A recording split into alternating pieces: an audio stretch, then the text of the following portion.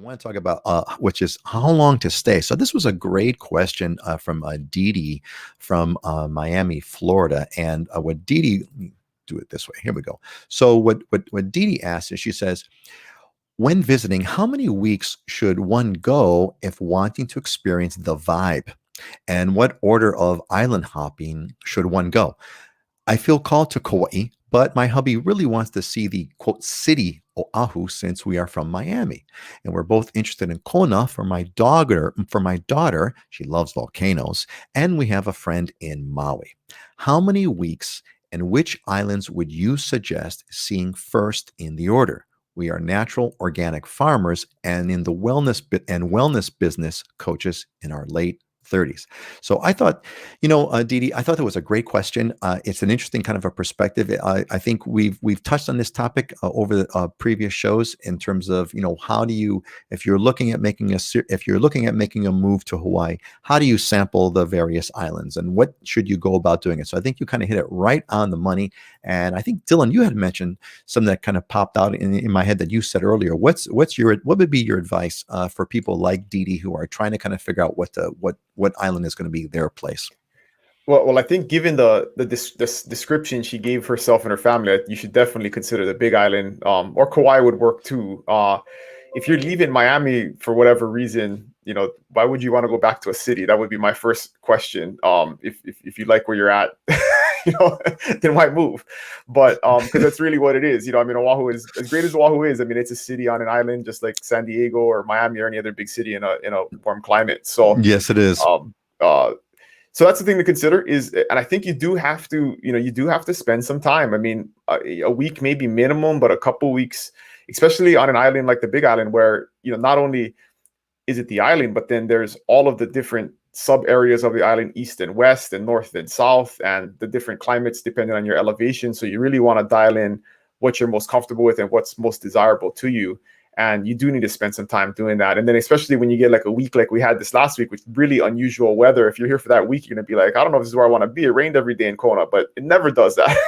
It's like that's once every couple of years we get a week of rain in Kona. It's very pretty dry most of the time. So definitely you want to put the time in though, because a few days isn't going to do the area justice. A few days ain't going to do it. Yeah, a couple. Scott, what's your advice for Dee Dee?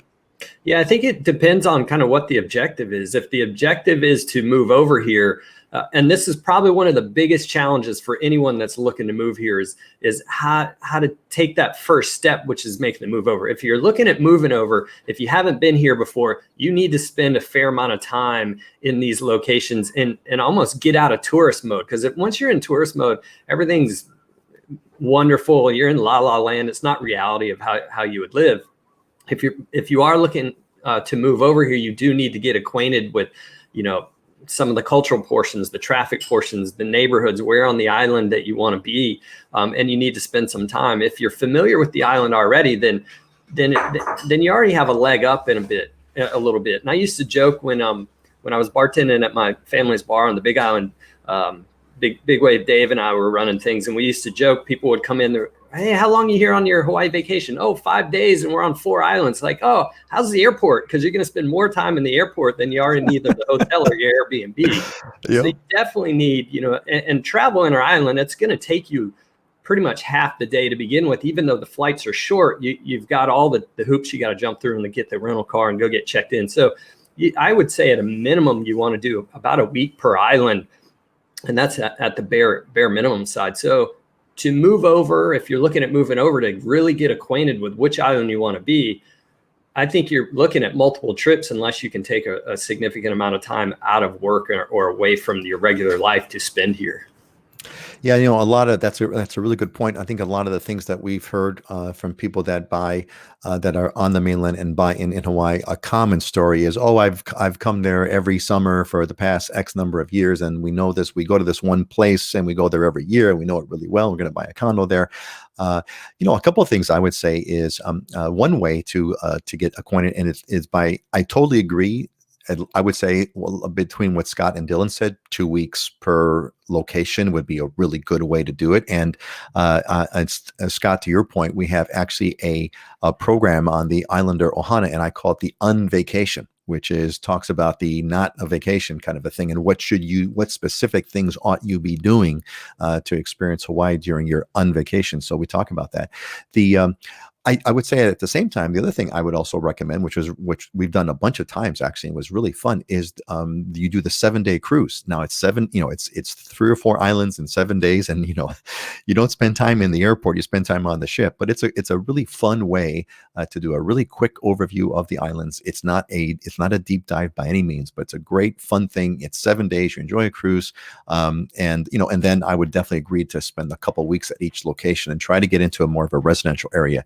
But I would say that is the best way. Is there anything else you guys want to offer? Yeah, one more thing. So one thing you gotta identify is what is your ideal living situation, and if you want to do organic farming, and you need a certain amount of space to do that, you really want to see what your options are on every island, because you may be just able to rule it out completely if it's not even, unless money is not an issue and budget's not an issue. But if it is, that's one way to narrow your options down, is just get in touch with a good realtor on each island, and it can give you some options, or see if there even are options that fit your needs and your budget, and that can help you focus on where you want to look.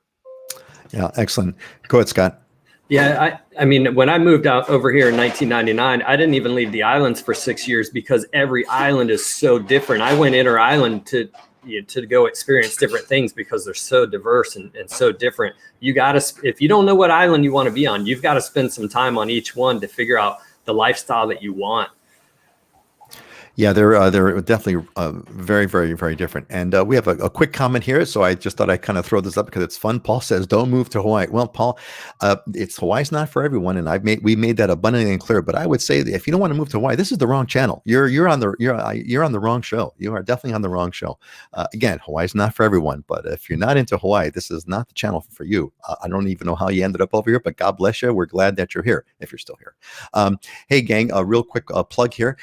If you're not in the Ohana, you need to be a part of it, livinginhawaii.com. Most likely you found your way here because you get the newsletter that comes out every Wednesday. But if you're not on the newsletter list, you want to get on that list, there's a link in the description. Click on that link and get on the newsletter, and you could be a part of what we're doing over here. It's not just this. We have the Islander Ohana, which is a formal program to guide you through coming to Hawaii, and we have shows, and we have YouTube channels. We have all kinds of good stuff.